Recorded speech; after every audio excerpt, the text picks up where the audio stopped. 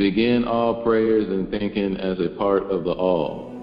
The opening. Aum, Atum, Aum, Atun, Aum, Amun, Aum, Kaluum, Aum. Let us Nuwabians begin this class today with this oration of gratitude for our very existence, and for our health, and for Nuwabu, right knowledge, right wisdom, and the right understanding, and for the answers to all of the unanswered questions, and for our Savior and Teacher.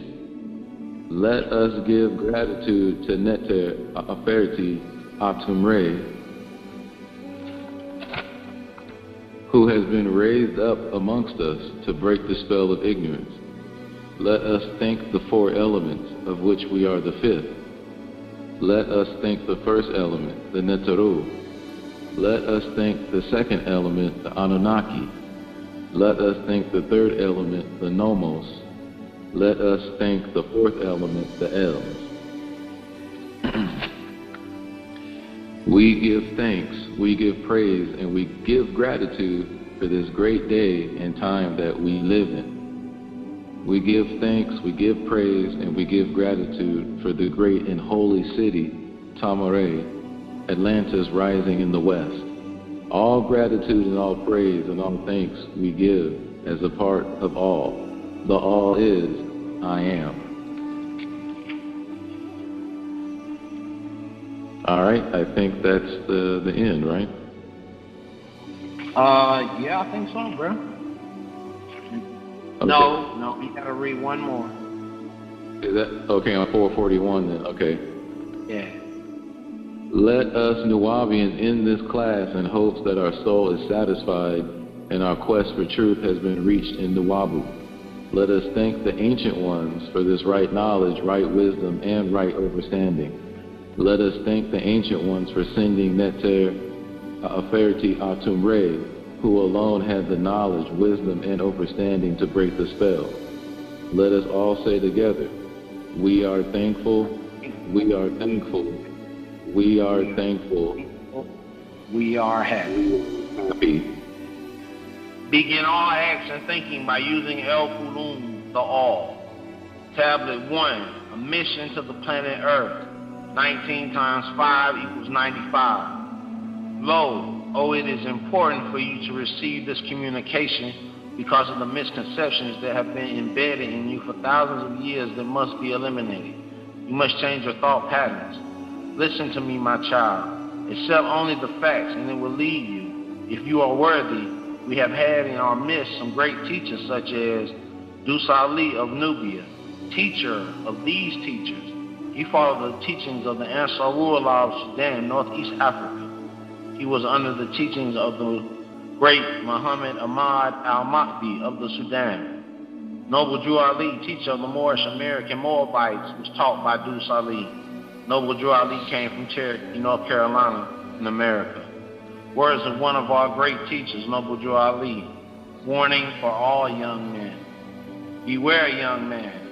Beware of all allurements of wantonness, and let not the harlot tempt thee to excess in her delights. The madness of desire shall defeat its own pursuits. From the blindness of its rage, you shall rush up on self-destruction. Therefore, give not up thy heart to her sweet enticements, neither suffer thy soul to be enslaved by her enchanting delusions.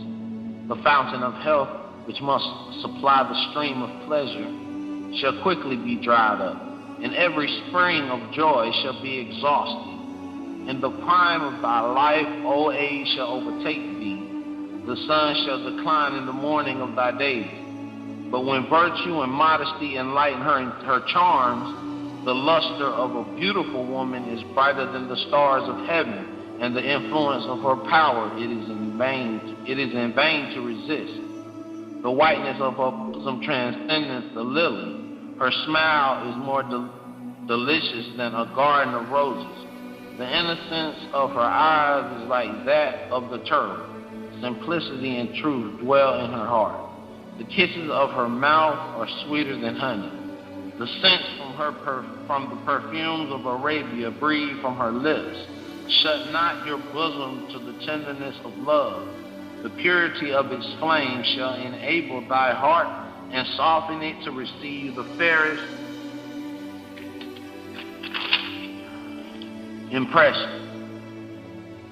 Social duties. When thou considerest thy wants, when thou beholdest thy imperfections, acknowledge his goodness and remember his mercy, O child of the Elohim, Anunnaki, who honored thee with nobility as a member of humanity, who endowed thee with speech and placed thee in society to receive and confer reciprocal helps and mutual obligation, protection from injuries, thy enjoyment of the comforts and the pleasures of life. All these thou owest to the assistance of others, and couldst not enjoy but in the bands of society. It is the Elohim Anunnaki who endowed you with speech, the ability to see and touch, for without these you would have no perception of the greatness of the Most High El. Then placed on the planet Earth ye, to give and to receive from others and award equal and assistance to each other. It is he, Anu, the Heavenly One, who is the head of all Elohim, and gives protection and guidance from injury. All these you owe to the assistance of others, and could not enjoy but in the bosom of the Most High, Elyon, Elyon, El, within the all, El Kulum. It is your duty as a child of the Elohim. It is thy duty, therefore, to be a friend to humanity, as it is thy interest that humanity should be a friend to you. As a rose breathes the sweetness from its own nature, so the heart of a benevolent being produces agreeable works, because the inner voice has concern for all and not just thyself.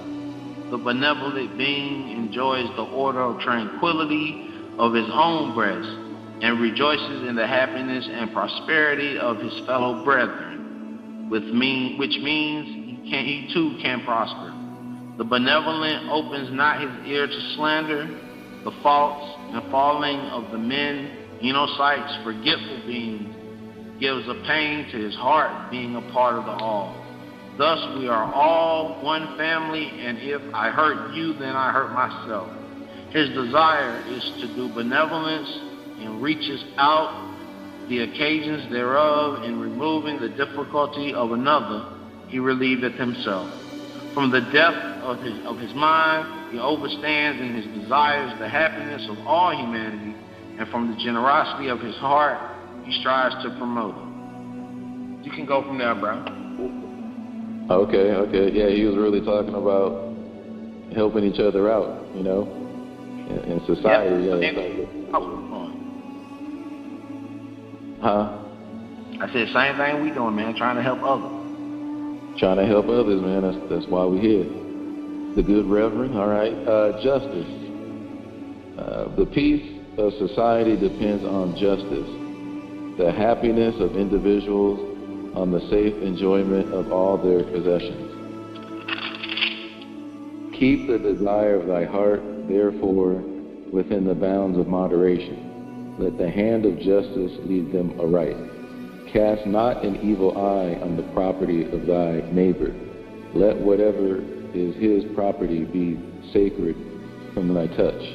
Let no temperature allure thee. Let no temptation allure thee, nor any provocation excite you to lift up your hand from the hazard of his life. Defame him not in his character. Bear no false witness against him. Corrupt not his servant to cheat or forsake him. And the wife of his bosom, O tempt not to sin. It will be a grief to his heart, which thou cannot relieve, an injury to his life, which no amends can atone.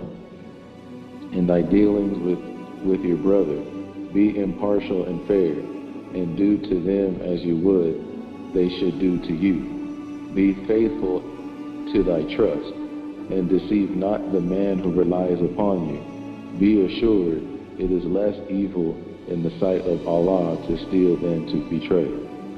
Oppress not the poor, and defraud not of his wage the laboring man. When you sell it for gain, hear the whispering of your conscience, because that is the voice of the soul, and be satisfied with moderation, nor from the ignorance of thy buyer take any advantage. Pay the debts which thou owest, for he who gave thee credit relieth upon thy honor, and to withhold from him his due is both mean and unjust. Finally, O son society, examine your heart, call remembrance to thy aid, and if in any of these things thou hast transgressed, make a speedy reparation to the utmost of thy power. I'll read the next one too, and then you can read after this one. Charity. Happy is the man who hath sown in his breast the seeds of benevolence. The produce thereof shall be mercy and love. From the fountain of his heart shall rise rivers of goodness, and the stream shall overflow for the benefit of all of humanity. He assisteth the poor in their trouble. He rejoiceth in furthering the prosperity of all men. He censureth not his neighbor. He believeth not the character assassinations of envy and malevolence, neither repeats he their slanders. That sound like TV. He forgiveth the injuries of men. He wipeth them from his remembrance. Revenge and malice have no place in his heart. For evil he returneth not evil. He hateth not even his enemies, but requireth their injustice with a friendly admonition. The griefs and anxieties men excite his compassion. He endeavoreth to alleviate the weight of their misfortunes, and the pleasure of success rewardeth his labor. He calmeth the fury, he healeth the quarrels of angry men, and preventeth the mischiefs of strife and animosity. He promoteth in his neighborhood peace and goodwill, and his name is repeated with praise and benedictions. Gratitude. As the branches of a tree return their sap to the root from whence it arose, as a river poureth its streams to the sea whence As a river poureth its streams to the sea whence the spring was supplied, so the heart of grateful man delighteth in returning a benefit received.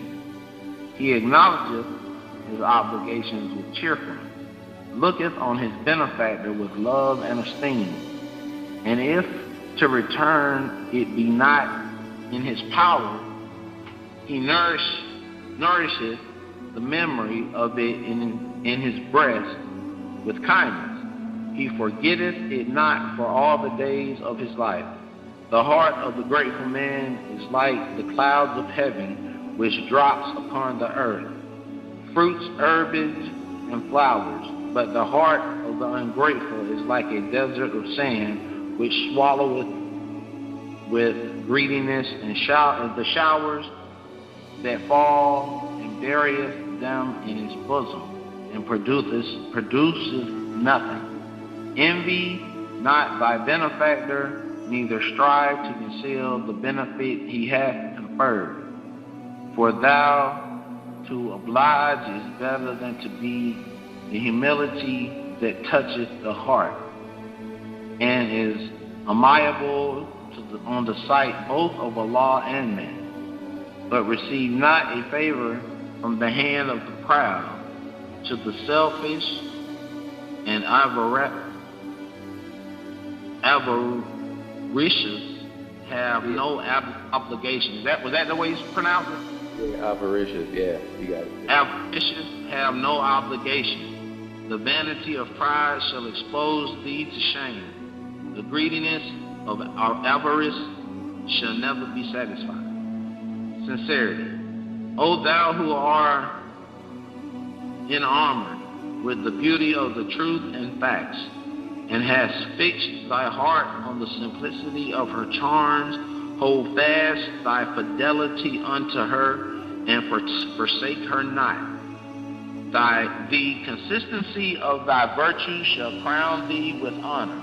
The tongue of the sincere is rooted in the heart. Hypocrisy and deceit have no place in his words.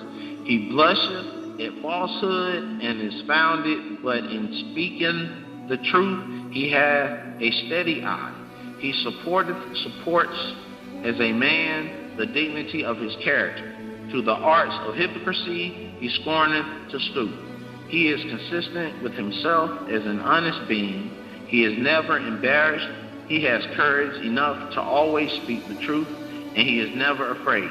He is far above the meanness of dissimulation.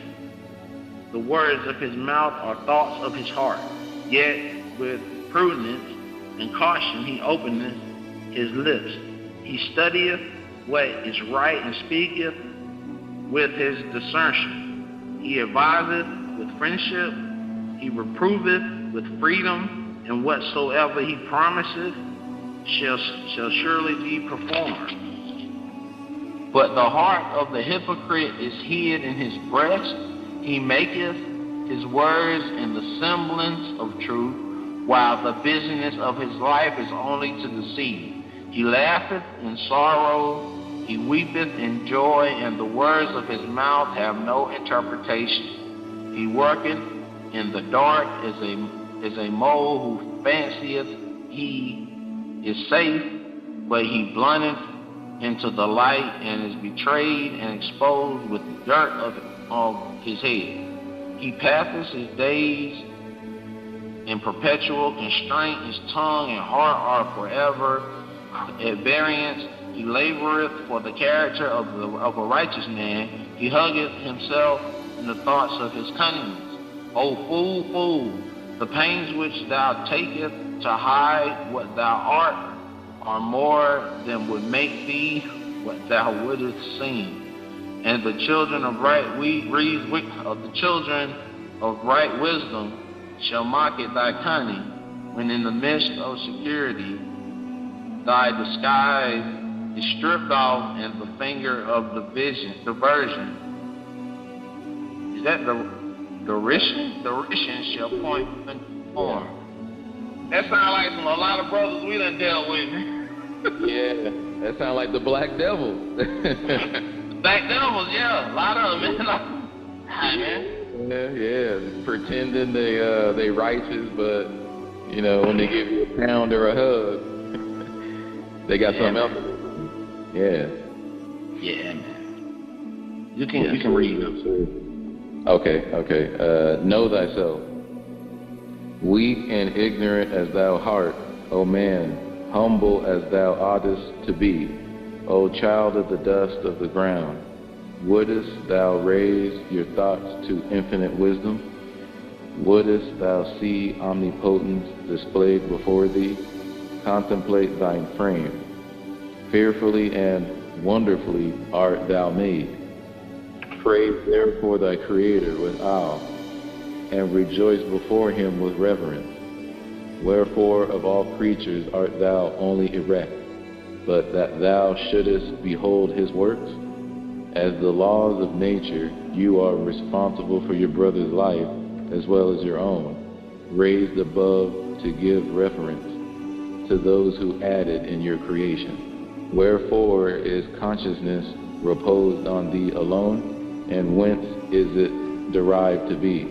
It is not in flesh to think, for it is only clay. It is not in bones to reason, for they are but the skeleton of the clay. The lion knoweth not that worms shall eat him. The ox perceiveth not that he is fed for slaughter. Something is added to thee, unlike to what thou seest. Something informs thy clay body that it was created from Adamah, the dust of the ground.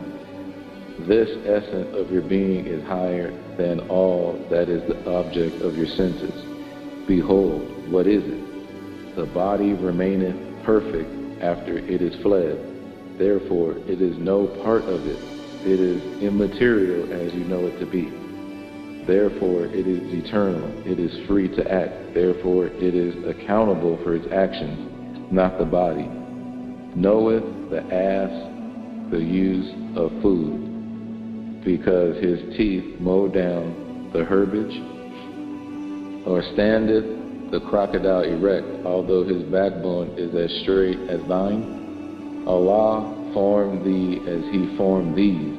After them all were thou created. Superiority and command were given thee over all, and of his own breath did he communicate thee the principle of knowledge. Know thyself and the pride of his creation, the line uniting divinity and matter. Behold a part of Allah himself with thee. Remember thy own dignity, nor dare descend to evil or to meanness. Who planted the terror in the tail of the serpent? Who clothed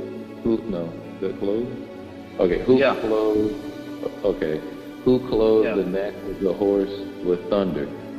Even he who hath instructed thee to crush the one under thy feet, and to tame the other to thy purpose. The breath of heaven. Vaunt not thy body, because it was first formed, nor of thy brain, because therein thy soul resideth.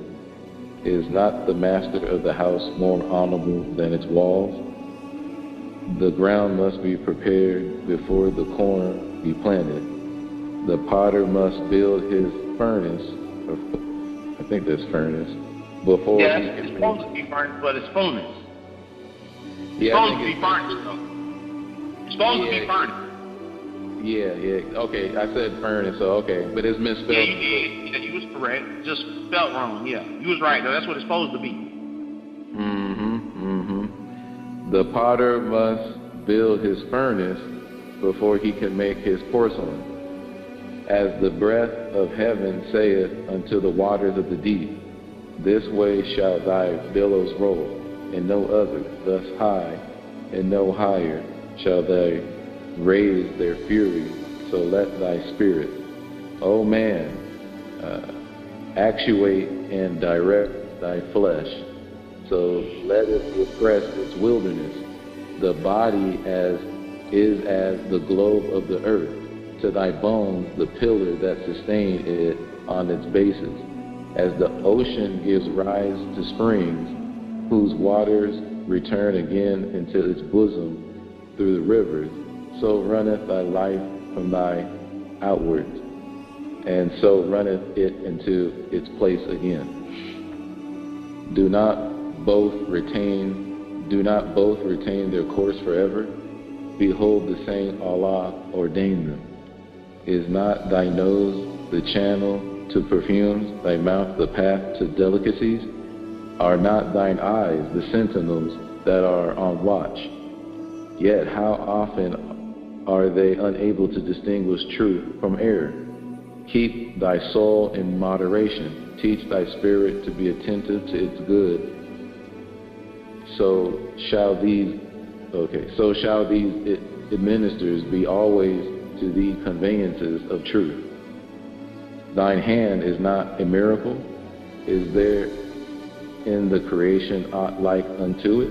Wherefore was it given to thee, but that you might stretch it out to the assistance of your brother?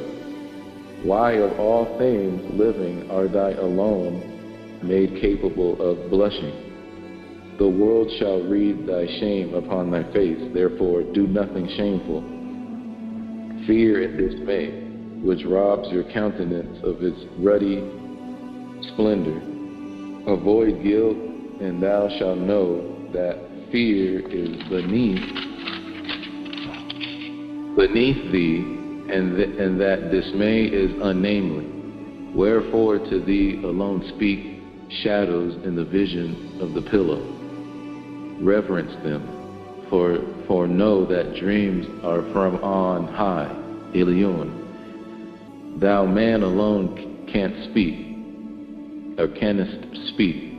Wonder at thy glorious prerogative, and pay to him who gave to thee a rational and welcome praise, teaching your children wisdom, instructing the offspring of thy loins in piety. The instability of man. Okay, I'm going to read that and you can read it. Hold on. The next. Nah, we'll have to split up inconsistency. You'll read it first and I'll read it. So I'd rather keep going back and forth on that. The instability of man. Inconsistency is powerfully in the heart of man. Intemperance swayeth it whither it will. Despair engrosses much of it, and fear proclaimeth it